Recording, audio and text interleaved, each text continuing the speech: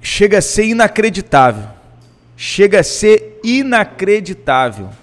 Empate com gosto de derrota. 23ª rodada, mais um jogo em São Januário que o Vasco não consegue sair daqui com os 3 pontos. O que que acontece? O que que acontece? Não é possível. Não é possível. Parece que o torcedor tacou pedra na cruz, salgou a Santa Ceia, porque é inadmissível.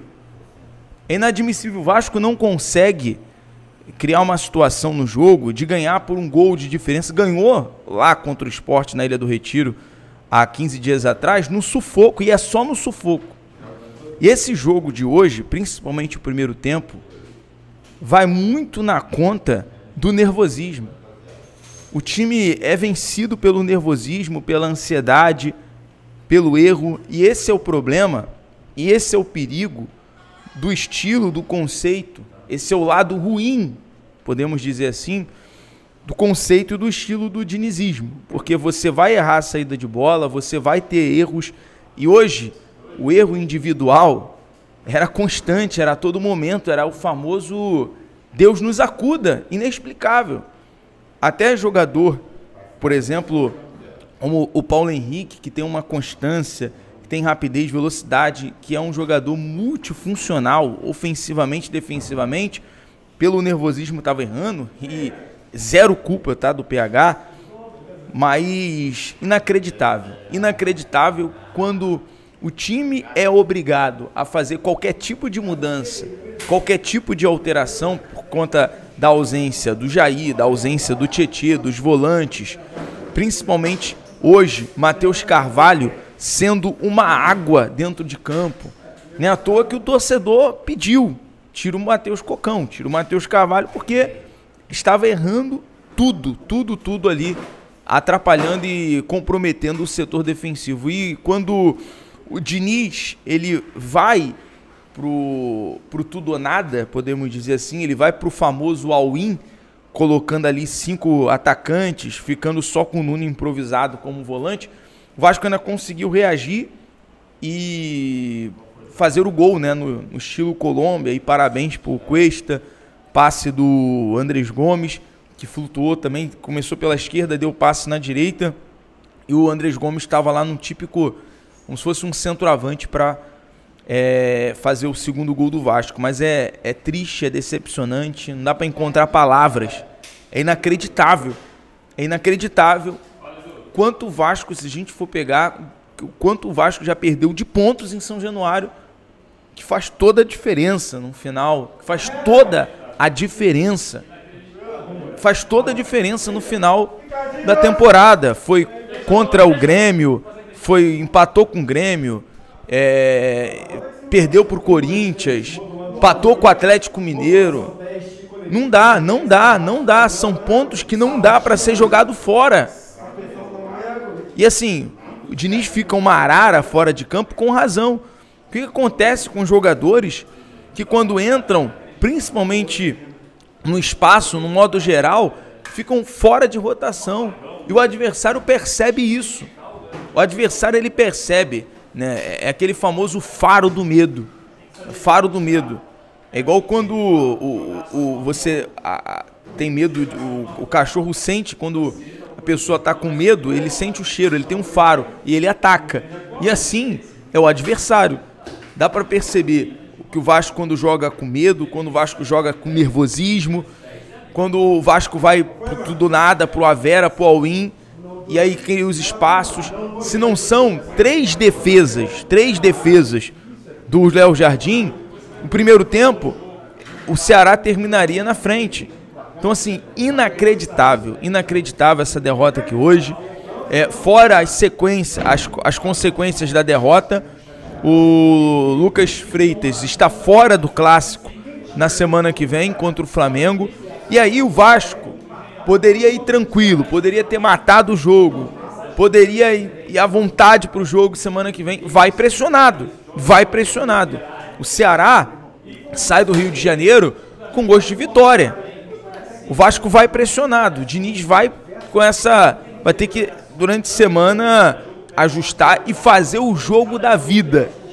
O Vasco vai ter que fazer contra o Flamengo no Maracanã o jogo da vida. Não tem jeito. Não tem jeito. O Vasco poderia estar hoje com a tabela embolada, colocando todo mundo no bolo. Aí vai para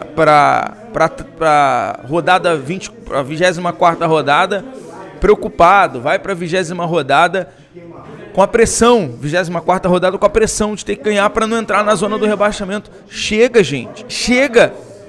Os reforços estão aí, o time está aí, tem as lesões, tem os desfalques, os suspensos, mas não dá, é inadmissível não pontuar em São Januário. É inacreditável, chega a ser inacreditável o quanto o Vasco não consegue vencer se não for de 2 gols de diferença. E tudo no sufoco, para se classificar é no sufoco, para vencer é no sufoco, e quando não vence empata. São 9 pontos, são 12. Isso aqui fazendo uma conta rápida de padaria. Uma conta de padaria, são 12 pontos, dos 12 pontos, 3 ganhos. Que o Vasco perdeu 4 jogos, perdeu para o Corinthians, empatou para o Atlético Mineiro, empatou com o Grêmio, empatou com o Ceará. Desses pontos disputados, de 12 pontos, o Vasco só conquistou 3. Não é possível, não é possível, não é possível. Inacreditável, inacreditável, gente. Eu peço você que está aqui, nosso pós-jogo, acompanhando, a gente está aqui aguardando o técnico Fernando Diniz para entender, para analisar a partida, acompanhar o jogo. A galera da imprensa, repórter, jornalista, câmera está aqui, mas coloca aqui nos comentários a sua análise também, a gente vai acompanhar a sua análise, o seu comentário, para poder também trazer junto com as informações. É uma semana que poderia começar bem, né? Uma semana que poderia começar bem, o Vasco classificou, mas não vencer em São Januário é inadmissível. E agora tem todo o tempo do mundo, né? A Copa do Brasil é só em dezembro. Então, assim, alguma coisa tem que ser feita.